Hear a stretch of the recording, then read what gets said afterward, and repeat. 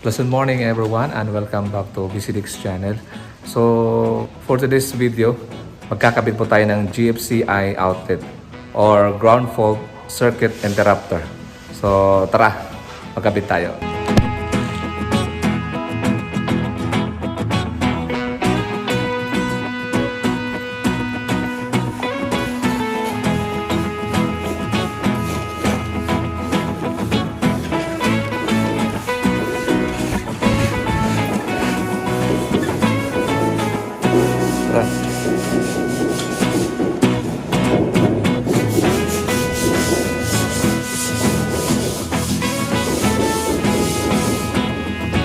Okay, so ito pala yung ating GFCI outlet. Ang brand po nito is Landlight. Ayan. Bali dalawang box to. Sa isang box, 8 ang laman. Tapos dalawang kulay to. Yung isa gray, yung isa naman white. Yung kulay white para sa unit 1. And then yung kulay gray para naman dito sa unit 2. Kaya tignan natin.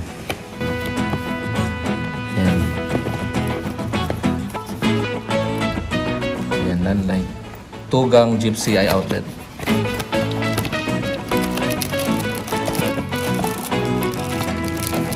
Yan. Bagong-bago pa. So ito yung ating GFCI outlet or ground fault circuit interrupter outlet. Ito yung gagamitin natin dito sa may unit 1. Dahil puti ito, ang GFCI outlet ay recommended siya sa mga lugar na kung saan laging nababasa ng tubig. Katulad ng bathrooms, kitchens, hallways or outdoors, laundry area. Ginagamit itong GFCI outlet to protect against electric shock.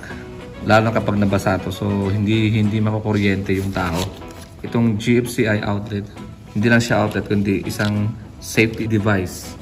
So kapag itong GFCI naka-detect siya ng imbalance ng current, automatically nagtitrip off itong ating GFCI outlet. Kapag mayroong ground fault na nangyayari, so automatically nagtitrip off itong ating GFCI outlet. Magiging safe tayo kapag ito ating ginagamit sa mga lugar na mabasa.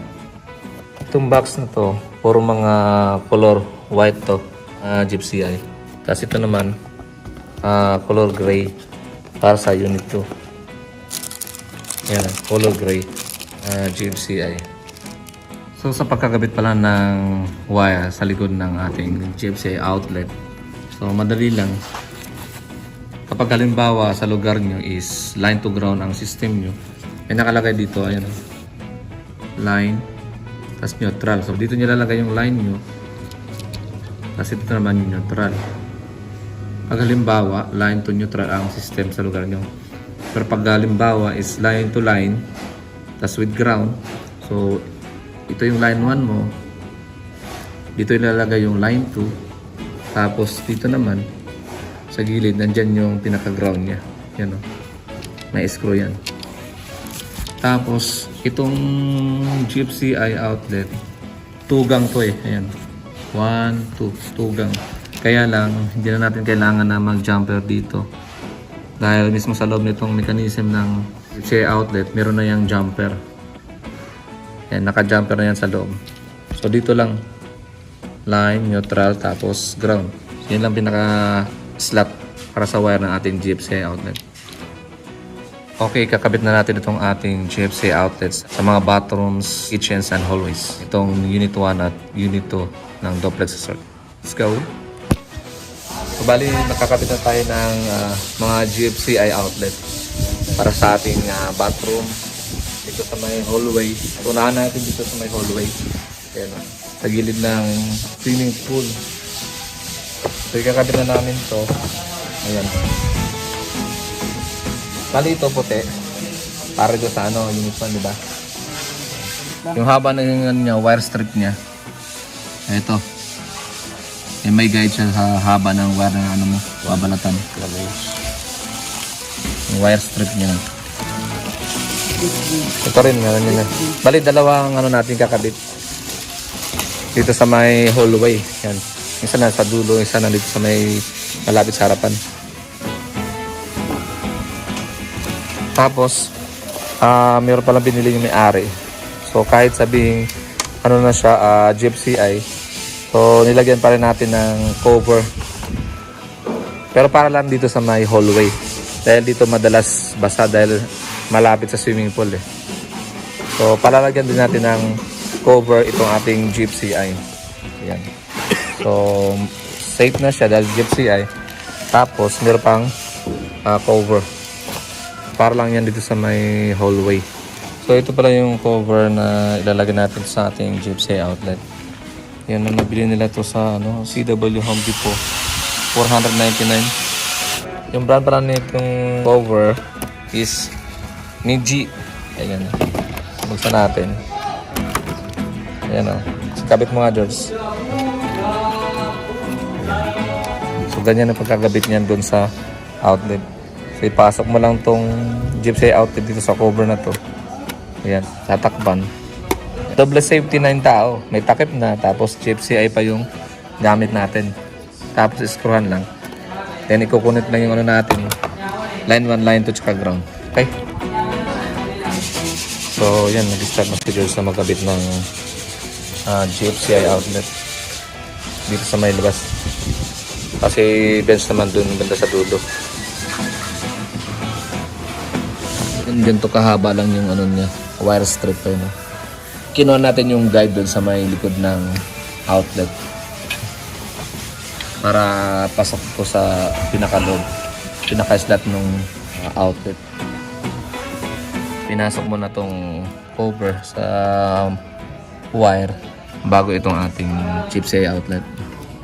Tapos ngayon, kinokonek na ni George yung ground sa may gilid nitong GFCI. Yan, ground yan.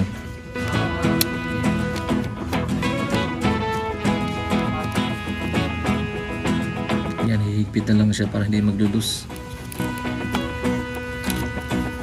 Isa namang wire para sa ating line 2. Kinakabit na natin ngayon is yung line 2 na wire. Madali lang siya gawin sa paglagay ng wire dahil naka-screw naman siya eh. Higpitan nyo lang talaga ng maigi para hindi maglulus yung connection. Pero huwag namang sobra dahil baka masira naman yung screw. Yan. Okay na? So, line 1, line 2, tsaka ground nakakabit na. Okay. Papakita natin na hindi na tayo maglalagay sa labas ng jumper na wire. Dahil meron na to sa loob nitong likod ng GFCI outlet.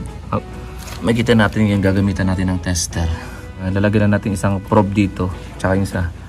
Tingnan natin ngayon kapag mayroong continuity. Ayan o, pumalo. Ibig sabihin, may continuity itong dalawa na to. Ibig sabihin din yan, meron na sa loob nito na naka-jumper. So, no need na naglagay ng jumper sa labas. So, magkasabay na tong cover ng outlet tsaka itong mismong GFCI outlet na i-screw.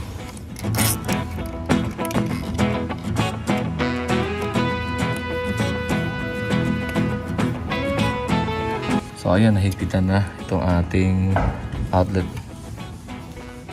So ilalagay na natin itong mismong cover ng GFCI. Tapos ito yung pinaka-cover. Ayan. Kahit mapasa ng ulan yan, doble protection yan. Kasi may cover pa. Ganda tignan eh. Diba? Ganda. So yun, nakabit na natin dito banda itong GFCI outlet. Tingnan naman natin doon si bench. Nagkakabit ng isa pang GFCI. Ano?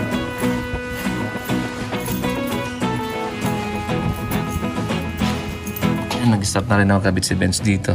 Ang GFCI outlet. Ito yan sa may labas ng kusina ng Unit 1. Pero dito pa rin sa may hallway yan. Tabi nito swimming pool eh, kaya need talaga natin ang gamitin dito is GFCI outlet. Tapos nilagyan pa natin ng cover. Maganda yung cover na binili na may-ari, no? No? Kitang-kita din yung outlet. Ang ganda, no? Maganda ba sa'yo? Maganda ko. Hindi, mas maganda ka. Kinabit na ni Bench yung line 1, line 2, a wire. Line 1 mo nasa L. Tapos yung line 2 mo nasa N. Dahil yung system natin dito, line to line with ground eh. Hindi naman line to neutral tayo dito. Tapos ito, yung ground nakabit na rin. So, isikir yung maigi ha. Para hindi maglulus yung ano natin. Kailangan masikip talaga. Ginagamitan pala natin ng mahabang screw kasi medyo makapal na eh. Dalawa na kasi ito. Meron ng GFCI outlet, tapos meron pang cover. Kaya hinabaan natin mga onomedya yung screw natin ang ginamit para pumasok sa loob ng box yung screw.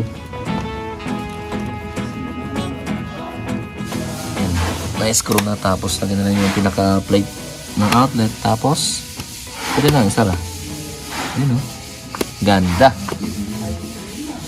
Ayos na. Ayos na bro. Ito tayo ngayon sa Unit 2. Kakabit silang yun ng GFCI na outlet dito sa may hallway. Ayan. So ito yung kinabit ni George. Ito yung GFCI dito sa may hallway. Bali dalawa yan. Isa tsaka yung pangalawa na dun. Ayan. Yung brand niya Landlight. Bali kulay gray ang ginamit natin dito kasi yun ang gusto may-ari dito sa Unit 2 or sa Brick Villa. Kulay gray. Ayan o. Ganda.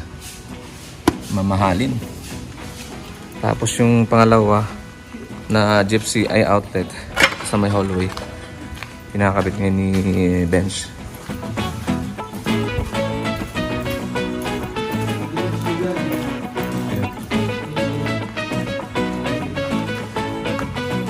Pas ba yan?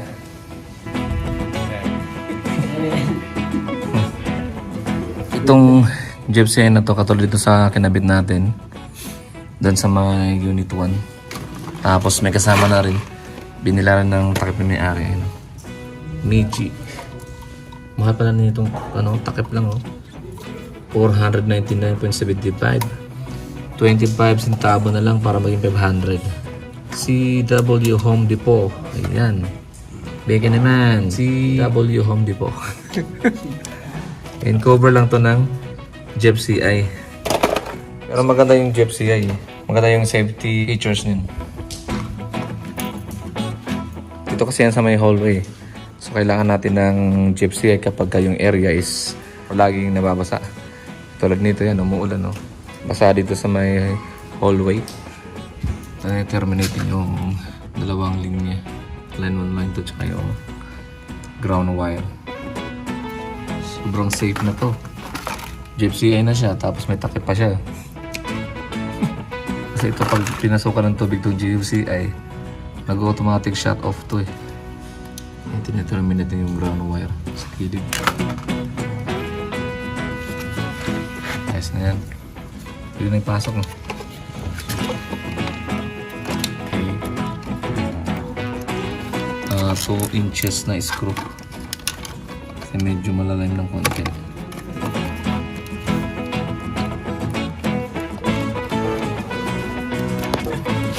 Maikot pa sa plastic din. Nag-ikot siya. Guys. Yung takip. Ayos.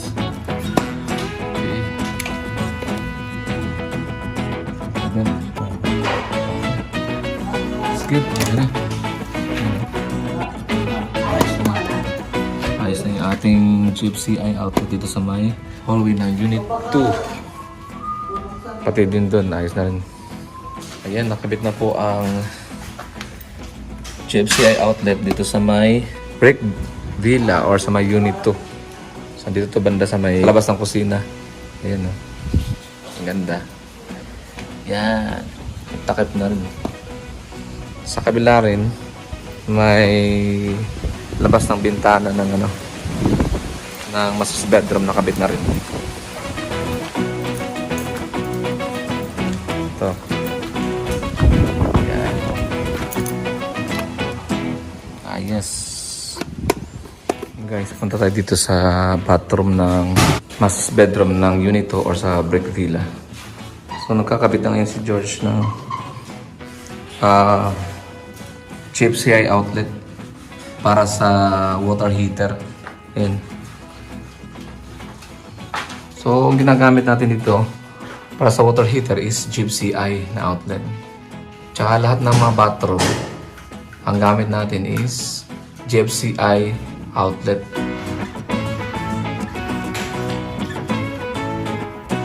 Tapos na i-terminate ni George yung wire para sa GFCI outlet para sa ating water heater dito sa master's bedroom ng Unit 2. Ayan, nice na.